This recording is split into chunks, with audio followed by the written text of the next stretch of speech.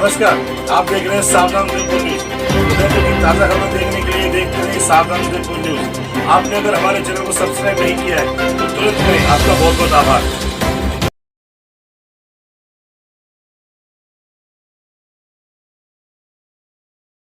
Doctor साहब से निवेदन करूंगा कि वो आप आज उदयपुर की प्रेस को संबोधित करें एवं आने वाले समय में भारतीय जनता पार्टी के कार्यों के बारे में। मेवाड़ की इस धरती पर सर्वप्रथम तो मैं जिसे भारत के शौर्य और पराक्रम की राजधानी कह सकते हैं, मैं नमन करता हूं। जब इस क्षेत्र में आते हैं तो एक आत्मगौरव और शौर्य का अनुभव होता है, क्योंकि यहां पर आकर हमें महाराणा प्रताप, राणा पूजा भील, मीराबाई जी, पन्ना धाय, भामाशाह यानी दान देखना हो, बलिदान देखना हो, स्वाभिमान देखना हो, सभी की प्रेरणा इस धरती से मिलती है। परंतु इधर जब हम यहाँ आते हैं इसलिए कि वो धरती है जिसके सर को कोई झुका नहीं पाया, जिसके लिए हमने बचपन में इस मेवाड़ की धरती के लिए वो पंक्ति सुनी थी, जमा सके इस अधिकार कभी, खिलजी लेकर हथियार नहीं, और ठहर सकी इस पर क्षण भर अकबर की भी तलवार। और अफसोस कि वो तलवार जहां सर झुक नहीं पाया, कांग्रेस के दौरे हुकूमत में अशोक गहलोत जी के शासनकाल में सर तन से जुदा कर दिया। और उससे बड़े दुख की बात यह है, ये वो राज्य है जहां 2019 के लोकसभा चुनाव में आपको याद हो, कांग्रेस ने अपने घोषणा पत्र में कहा था कि देशद्रोह का कानून यानी सेडेशन लॉ, उसको वो गलत मानती है, इसका दुरुपयोग किया जा सकता है, इसलिए हम इसको समाप्त करेंगे। मगर यदि 2019 के बाद पहला राज्य था जिसने सेडेशन के कानून का, देशद्रोह के कानून का प्रयोग किया तो वो राजस्थान था। किसके विरुद्ध? इस सरपंच से जुदा वाले नारे लगाने वाले लोगों के खिलाफ नहीं, विधायकों के खिलाफ। किन विधायकों के खिलाफ? अपनी कांग्रेस पार्टी के विधायकों के खिलाफ, जो उनके विरोधी गुट के माने जाते थे। ये दर्शाता है कि यहाँ पर किस प्रकार की दुखद परिस्थितियों का निर्माण हुआ, चाहे रतन सोनी की हत्या हो या बांसवाड़ा में 2 छात्राओं द्वारा दुखद परिस्थितियों में आत्महत्या, प्रतापगढ़ क्षेत्र में महिला का जिस प्रकार से अपमान किया गया, आदिवासी समुदाय की महिलाओं के साथ जिस प्रकार के अपमान की बात होती है, उसे देखकर इस शौर्य की धरती पर कभी कभी मन का धैर्य जवाब देता है। अशोक गहलोत जी की बात करें, जहां का मुख्यमंत्री बागी खेमे में माना जाए, प्रदेश अध्यक्ष जोटासरा जी बागी खेमे में माना जाए, विधानसभा अध्यक्ष सीपी जोशी भी बागी खेमे में माने जाए, जहां पर केंद्रीय पर्यवेक्षक के रूप में वो अजय माथे जी की बाइट आपको याद होगी, जो विधायक मिलने नहीं आए, मैं जाकर हाईकमान से शिकायत करूंगा, बड़े बेआबरू होकर तेरे पीछे से, ये स्थिति देखने को मिली हो। और अब क्या कहा जाए, ये तथाकथित मोहब्बत की दुकान चलाने वालों की दिल में एक दूसरे के लिए क्या मोहब्बत है, भाई मैं नहीं कह रहा हूँ, वो वीडियो वायरल हो रहा है जिसमें बकौल कांग्रेस के नेता अशोक गहलोत जिंदाबाद और राहुल गांधी और सोनिया गांधी मुर्दाबाद। इसके बाद भी कुछ कहने को रह जाता है, क्या वाद, क्या विवाद, क्या संवाद, क्या प्रमाद। राजस्थान की जनता इन चुनावों में निर्णायक, प्रभावी और प्रचंड जनादेश भारतीय जनता पार्टी के पक्ष में देगी और अशोक गहलोत जी की सरकार से जिस प्रकार के कष्ट मिल रहे हैं उनका निवारण। एक बिंदु में और कह देना चाहता हूं, मैं कांग्रेस पार्टी से पूछना चाहता हूं कि राज्यों के चुनावों में आप अंतर्राष्ट्रीय विषयों को क्यों ले आते? कांग्रेस वर्किंग कमेटी फिलिस्तीन के पक्ष में प्रस्ताव पारित करती है, हमास के मुंह में दही जमा के क्यों बैठते हैं? हम भी फिलिस्तीन के पक्ष में हैं, परंतु भारत सरकार की स्थापित नीति है 70-75 वर्षों से कि शांतिपूर्ण वार्ता के द्वारा इजराइल के साथ सह अस्तित्व के साथ, अगर आप वार्ता पे ध्यान है, शांतिपूर्ण पे ध्यान है, सह अस्तित्व पे ध्यान है, वहां पर एक दूसरे को बर्बाद करने का विचार है। और उसके बाद पूछना चाहता हूं, ये रशिया यूक्रेन वॉर के ऊपर कभी कांग्रेस वर्किंग कमेटी ने प्रस्ताव पारित किया? भाई बताएं कौन से इंटरनेशनल कॉन्फ्लिक्ट के ऊपर उन्होंने प्रस्ताव पारित किया? उसके बाद प्रियंका गांधी जी का ट्वीट, उसके बाद सोनिया गांधी जी आर्टिकल लिखती है अखबारों में। क्रोनोलॉजी देखिए, यानी घटना का कालानुक्रम देखिए। फिर केरल में हमास का एक आतंकवादी रैली को संबोधित कर देता है, और इसके बाद भी केरल से कश्मीर तक सेकुलरिज्म के सारे सूरमा हमास के मामले मुखर विरोध में है। यानी अब बिल्कुल साफ है कि यह तथाकथित INDIA गठबंधन जो कहता था जुड़ेगा भारत जीतेगा इंडिया, अब साफ लग रहा है इनका नारा है जुड़ेगा कट्टरपंथी जीतेगा हमास। इसलिए मैं उनसे यह भी पूछना चाहता हूं, हमारी नीति बहुत साफ है बतौर भारतीय जनता पार्टी, हमारी नीति बहुत साफ है केंद्र सरकार के लिए। आप अपनी नीति बताइए। मगर अफसोस क्या है कि आतंकवाद या हो अपराध, हर चीज को सियासत के तराजू पर तौल कर देखा जाता है। ये अपने आप में बहुत दुखद और दुर्भाग्य। इसलिए मैं अंत में पुनः ये कहना चाहूंगा कि अशोक गहलोत जी के शासनकाल में नौजवान हैरान, किसान परेशान, कानून व्यवस्था लहूलुहान, सत्ताधारी दल में घमासान, और किताबों में महाराणा प्रताप की जगह अकबर महान। परंतु अब की बार इस सरकार को निश्चित रूप से बदलेगा राजस्थान। धन्यवाद।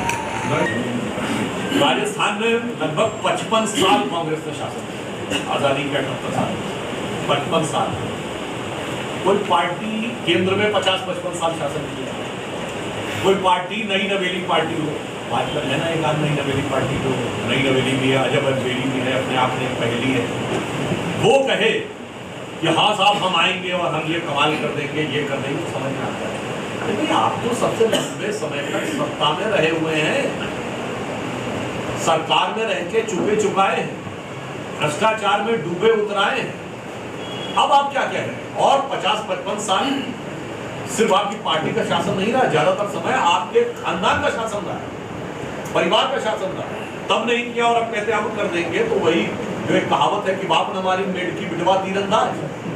अब आके समझाने का प्रयास कर रहे हैं, तो ये साफ दर्शाते हैं वादे खोखले। हाँ, इन्होंने जो वादा किया था ना किसान से पूरा हुआ ना नौजवान का पूरा हुआ। गारंटी किस बात की मिली? गारंटी मिली अर्थव्यवस्था को ध्वस्त होने, गारंटी मिली राजस्थान के अंदर कानून व्यवस्था को ध्वस्त, गारंटी मिली महिलाओं के अत्याचार की, गारंटी मिली पेपर के लीक की, गारंटी यह भी हो सकती है इनकी सरकार आने के बाद ये सरपंच से जुदा जैसी घटनाओं की भी गारंटी हो। इसलिए राजस्थान की विवेकपूर्ण जनता ये समझती है। मैं पुनः कह रहा हूं, अपराध में भी टॉप पे, आतंकवाद का समर्थन देने में भी टॉप पे, और पेट्रोल डीजल की कीमत में भी टॉप पे। इसीलिए मैंने अर्थव्यवस्था की।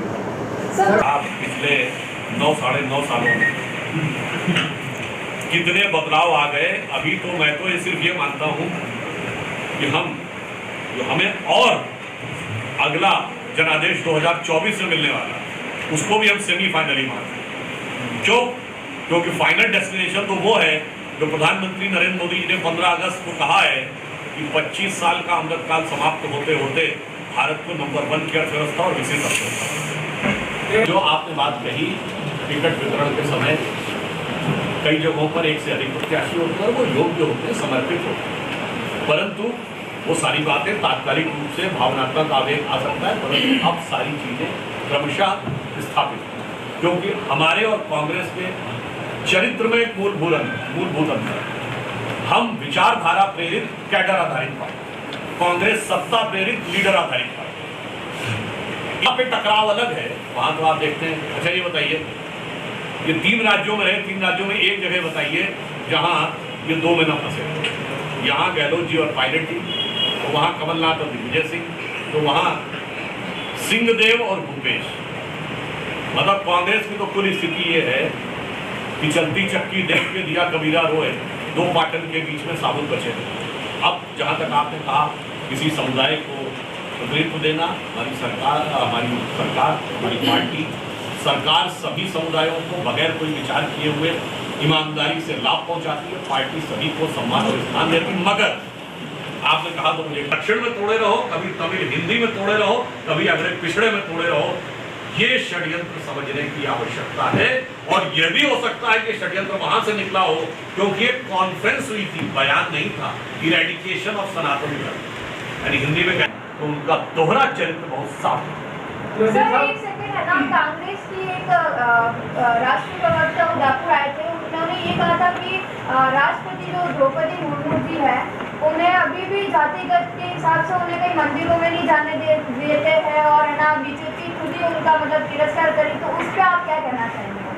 देखिए, झूठ की इंतहा होती, वास्तविकता ये थी। पहली बात, राष्ट्रपति द्रौपदी मुर्मू जी के बारे में विरोध करने का, उनके पहले अभिभाषण का बहिष्कार करने, उसके बाद उनके लिए राष्ट्रपत्नी जैसे आपत्तिजनक शब्द का प्रयोग करना, उसके बाद उस पर निर्लज्जता से अड़े रहने वाले। कहते मैं हिंदी भाषी नहीं, उसमें नहीं कहते। अरे भाई ये बताइए, सोनिया गांधी जी तो इटालियन भाषी हैं, उनसे आज तक ऐसी गलती नहीं हुई कि पति पत्नी का मतलब क्या होता है, और आप कह रहे हैं कि नहीं है, ये आपके मन की भावना है। हाँ, जो घटना थी उसको मैं स्पेसिफाई कर दूं।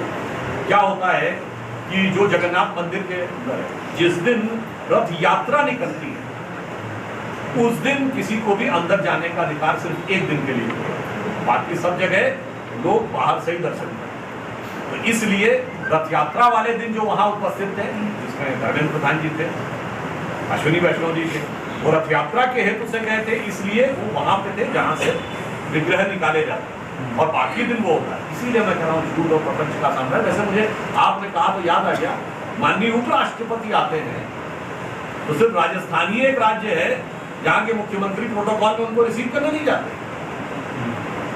जबकि उपराष्ट्रपति राजस्थान से हर जगह राज्य सरकार जो प्रोटोकॉल देती है, जो व्यवस्था में लोग रहते हैं उससे भी कम रहते हैं, और मुख्यमंत्री कभी मिलने नहीं गए। जबकि मैं एक और बात कह दूं, ये एक सुखद संयोग है कि भारतीय जनता पार्टी ने वो स्थिति बनाई है कि दोनों सदनों का संचालन राजस्थान की धरती के लोग कर रहे हैं, लोकसभा और राज्यसभा।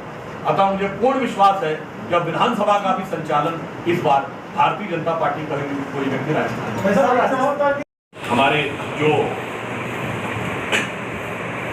उनके उत्तराधिकारी हैं ताराचंद जी जैन साहब, निश्चित रूप से उनकी विरासत को आगे बढ़ाते हुए और बेहतर तरीके से उन्हीं के दायित्वों का निर्वहन करेंगे। और हमारे फूल सिंह जी, मैं ये भी कह दूं, देखिए संयोग से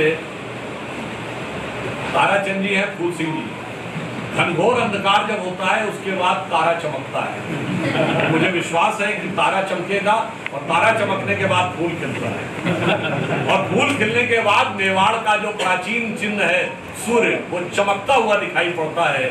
तो जब मोदी जी के नेतृत्व में भारत 21वीं सदी में प्रखरता के साथ चमक रहा है, तो प्रखरता की यह धरती भी उसमें अग्रणी भूमिका है।